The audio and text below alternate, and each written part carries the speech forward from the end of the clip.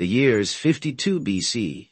Julius Caesar, the famed Roman general, is at the height of his power in Gaul, but a defiant tribe, the Arverni, and their charismatic leader, Vercingetorix, threaten to undo all he has achieved. This is no mere skirmish.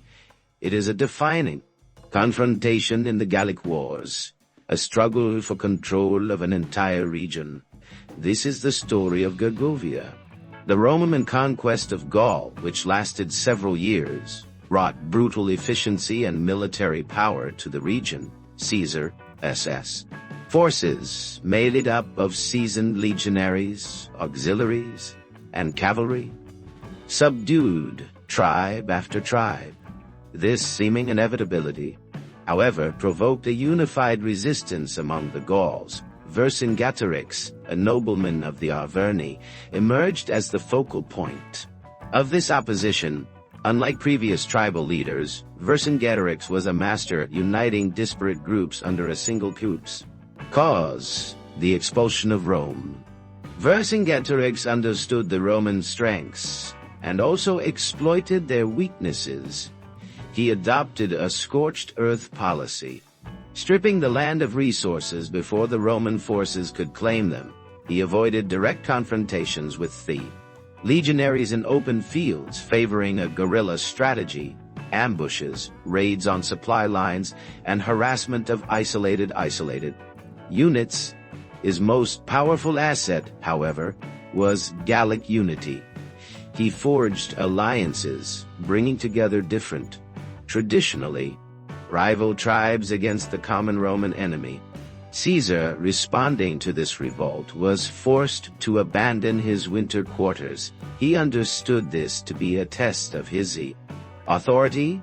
His objective became the capture of Gergovia, the Arvernian stronghold and the spiritual heart of Vercingetorix rebellion.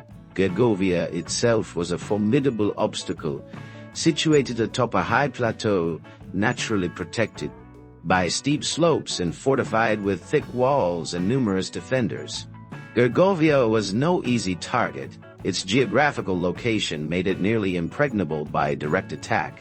Its natural defenses were further reinforced by a sophisticated system of defenses erected by the Gallic warriors. The plateau was surrounded by a complex series of walls, ditches, and other obstacles, making a frontal assault suicidal for the Roman legions. Vercingetorix wisely did not concentrate his forces within the city.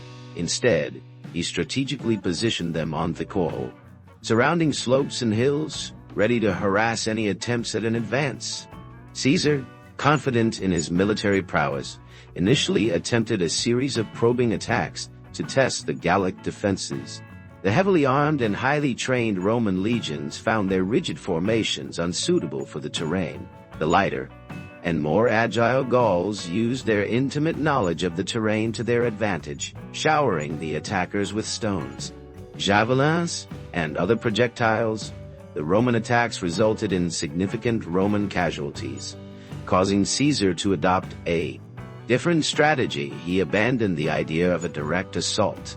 Instead of brute force, Caesar opted for a strategy of encirclement, encircling Gergovia. This consisted of building a fortified camp at the base of the plateau, surrounded by earthworks, siege trenches, and watchtowers. The Roman objective was not to take the oppidum by assault. Rather, they sought to isolate it, cut off the Gauls' supply lines, and force them to surrender through starvation and attrition. The Romans managed to secure the area, but Vercingetorix would not let them complete their work without resistance. Frequent attacks and skirmishes against Roman construction crews forced Caesar to divert large numbers of his men to defend his works. He quickly realized that the Gauls would not be passive. This put new pressure on his forces, prolonging the duration of the campaign.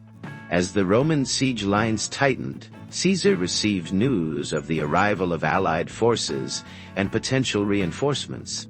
Motivated by the need to gain control of the situation before the Gauls could gather strength, he decided to attempt Bold and deceptive maneuver, he divided his army, sending part of it on a diversionary attack.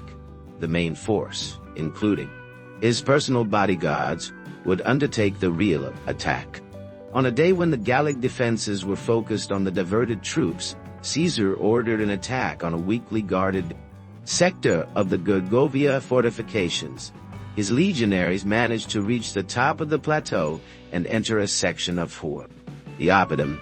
Despite their initial success, the Romans were now in a precarious situation.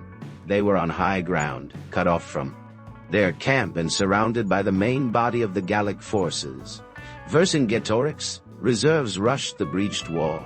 Inflicting heavy losses on the invading legionaries, the Romans lost the element of surprise, and the Gauls, driven by the need to defend their homes, fought with renewed vigor. The Roman attack faltered, and they soon found themselves pushed back to the edge of the plateau. The battle turned into a chaotic and bloody retreat, with Roman legionaries falling from the heights or being cut down as they tried to. Disengaged Caesar, seeing defeat and facing the risk of defeat, ordered a general retreat. The Battle of Gergovia was a substantial defeat for Caesar. A rare occasion in his illustrious military career, he lost a considerable part of his army, and his prestige suffered a severe blow.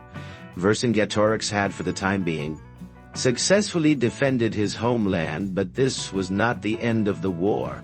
While a tactical victory for the Gauls, Gergovia demonstrated the limits of their ability to defeat the Roman military machine. The war continued, but now it was under a new framework.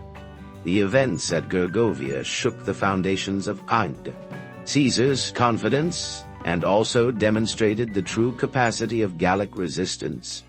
The war was far from over, but the full impact of Gergovia, both militarily and psychologically, would reverberate throughout the rest of the conflict, and beyond this battle is recognized not as a single conclusive victory, but as a stark reminder of the complex dynamics of conquest.